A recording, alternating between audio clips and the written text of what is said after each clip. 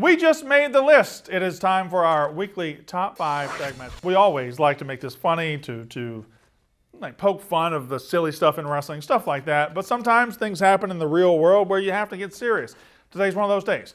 Scott Hall, one of the greats of all time, passed away Monday. And we're all kind of dealing right now as wrestling fans. But I thought this would be a good spot to celebrate him and celebrate the top 5 Scott Hall / Razor Ramon moments of all time. Number 5, believe it was the summer of 1992. Maybe late spring, early summer. And on WWF Superstars, and then on Primetime, sure, as well. I didn't have cable at the time. But on Superstars that would come on 1 o'clock every Saturday afternoon for me, I would see these vignettes. They rolled out these vignettes for a new character, Razor Ramon. And I had watched WCW a couple years prior. I knew who the Diamond Stud was. So I was familiar with the guy. But when the vignette started, you're like, oh, wow, this is well done. This is a good character. It's new, but it's not. Like it's clearly a take on Tony Montana, right, from Scarface. It's a take on that, but this guy's knocking it out of the park, and he's just diving right into it. The Razor Ramon vignettes, when they came out, really got you excited for this new character. Then he makes his debut, and he looks like $1 million, and he's off and running. But I would say the vignettes, number 5, best Scott Hall moments. Number 4. And this is, I'm just going to say it as clearly as I can because it is the best line ever delivered at the WWE Hall of Fame. Hard work pays off. Dreams come true. Bad times don't last. And when he looked in the camera and delivered this line, it's one of the best delivered lines of all time. But bad guys do. The way he fucking said it, it's the best line ever uttered at the Hall of Fame. And it's so fucking true, right? That guy went through so much behind the scenes. On camera, he was still great. Behind the scenes, you always knew he was going through so much. He always had battles. He always had demons.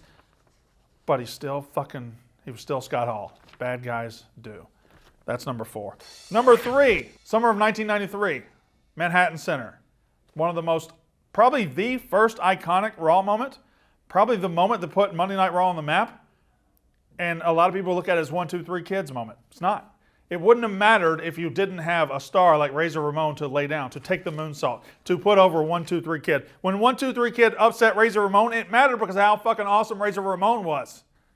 That's number 3. Number 2, across the fucking street from number 3, literally, is Madison Square Garden. Maybe 2 blocks, 3 blocks.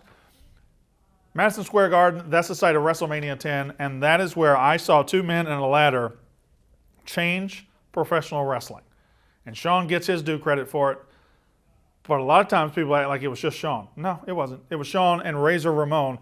Scott Hall and Shawn Michaels changed wrestling forever. Because if they go out and have a so-so ladder match, if it's mid, that gimmick doesn't make it out of developmental. But they went out and had one of the great matches of all time, and we still have ladder matches to this day because they killed it back then. It was maybe one of the first wow matches in WrestleMania history to me, and still to this day I've got it as a top 5 WrestleMania match. It is Shawn Michaels, Razor Ramon in Madison Square Garden, the first ladder match. And number 1, you talk about changing the wrestling business.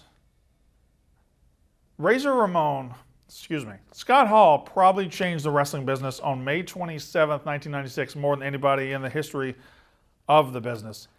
I'm not sure it's talked about as much as it should be, but I think him walking out from the crowd into the ring in Macon, Georgia might be the most important moment in wrestling history, and I'll tell you why. Everything that happened before it was historic and great, but everything that happened after it was because of that moment. Scott Hall walks out of the crowd and then launches this angle that we had never seen before. What's he doing here? For weeks we thought he was a visitor from WWF. Later he would add Kevin Nash, and it would become the NWO.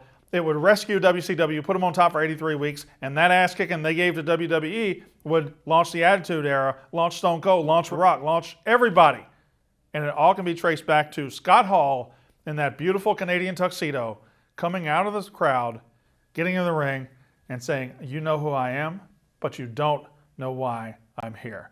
I know why Scott Hall was here, to be one of the greatest wrestlers of all time. Thank you for the entertainment.